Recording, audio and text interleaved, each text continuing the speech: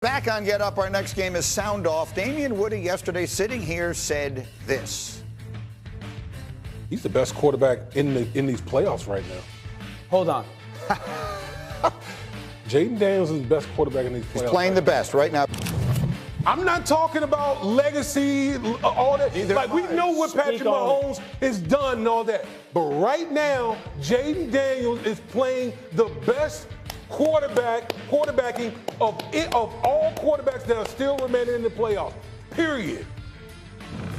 Now, he said that sitting there. I had two quarterbacks sitting here, Orlovsky and Alex Smith, who both almost like had a stroke in response to this. Yeah. And it just went completely crazy. So let's start with, I don't know, is he right or is he wrong? Well, I mean, he was wrong with the first thing that he said, but he was right when you cleaned it up. He's playing the best football in the playoffs of the quarterbacks right now. Right. Is he the best? No. That would be craziness because these other guys have done a lot more. But what he is doing right now with this team, I think had he not had that rib injury in the midseason, he might be in the MVP conversation more legitimately. What he's doing with the team that we didn't expect much from in this situation to knock off the #1 seed on the road. And then it's not even. It's not gimmick stuff. The offense is not complicated. It's simple, but it's not like when we see sometimes a young cornerback comes in and has success. It's because of a great defense or because they found some loophole in the rules that they are exploiting. No. He's just playing quarterback and crushing people. So why were you so startlingly aggrieved by that statement? Yeah, why do you hate Jayden Daniels? Yeah, right? Because I think the context of what they're getting asked to do and who they're doing it against also has to be a part of that conversation. Yes. Okay. Jayden is sensational. They've played bottom 10 defenses the past 2 weeks. Detroit, we all knew, was a decimated defense, and they lost Robertson in the game. So at some point, bodies were going to matter. Patrick Mahomes played against the #4 ranked defense in the NFL and did enough to go win that game and what he was asked to do with not a ton of help. Josh Allen has played against the #2 and 3 ranked defenses in back-to-back weeks, and he did exactly what was necessary and what he was asked to do to make sure they won that football game. So, you know, to have the conversation of like this guy's player, but what they're getting asked to do and who they're doing it against matters just as much as watching it on a stat sheet or a box score. Yeah, he's getting asked to do the most by far of any of these four quarterbacks. Okay. Right? None of these other three guys has had to. Hold on, who's getting asked to do the most? Jayden. I would disagree. No. Patrick Mahomes is getting asked to do the most, probably. Right, but he's only played one game, right? So Jayden Daniels in 2 games, right, has had to deliver in the second half, in the fourth quarter, at a level that Josh Allen. Yeah, and I also don't want to turn Josh into Allen like. Can do it, obviously. Yeah, and I don't want to turn this into like a knock. Jayden's absolutely spectacular, but it's phenomenal. We literally just had a conversation about the maturation of Josh Allen, of not doing what you don't have to do, because that's the betterment of the team. And so when you start saying that somebody is playing, but Jayden Daniels is being asked because they have to. Exactly. Right? They have to. But these other quarterbacks are playing just of what they are being asked to do. The defenses they're facing are much tougher to show up in those conditions and do what they did. I agree with Dan here, man. Like you're playing in a dome against a decimated defense that turned up, and the offense that turned it over, 5 times? Like you got, and I love Jayden Daniels. I love what Dan Quinn is doing, but I'm just saying. I mean, this may be a semantics argument, but to me, the equation is what's being asked of you plus what you're providing. Yeah. And you put those things together, and it seems to me that Jayden Daniels is doing more than other quarterbacks. Yes, not as much as being asked of these quarterbacks, and they are providing not as much. It seems pretty simple. If you want to parse whether the defenses were good enough or not, that seems completely unnecessary. If we want to go through the throws that have been made in these games, they've all made good throws.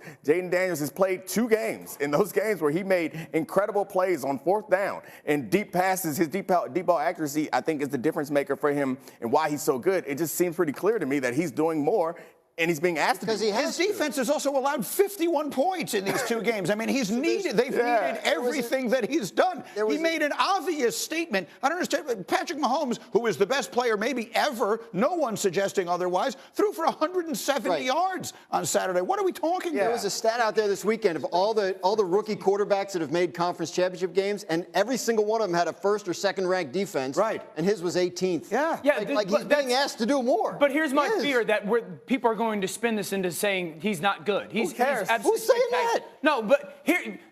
He's fantastic. You can't say, well, Patrick Mahomes threw for 160 yards. It's the fourth-ranked defense in the NFL. Right. You're not going to go throw for 350 against them. Right. You know, Josh Allen played the second and third-ranked defense in the year. You're not going to go and hang 400 on conditions. them. Think about what they're playing. Yeah, Like, and he was in Tampa and he was in a dome. But I'm just saying, I don't like, think D. Wood is running down the other three Would guys. you guys, if we did blind resume, or if we put these entire games on Patrick Mahomes or Josh Allen, would you be saying that Jayden Daniels, who threw for 170 yards, was playing better than Patrick Mahomes and Josh Allen, who just knocked off the #1 seed and had big games and converted in the fourth quarter? That's the only point I'm making. You don't have to answer because I know the answer. I'm not making sense of the question.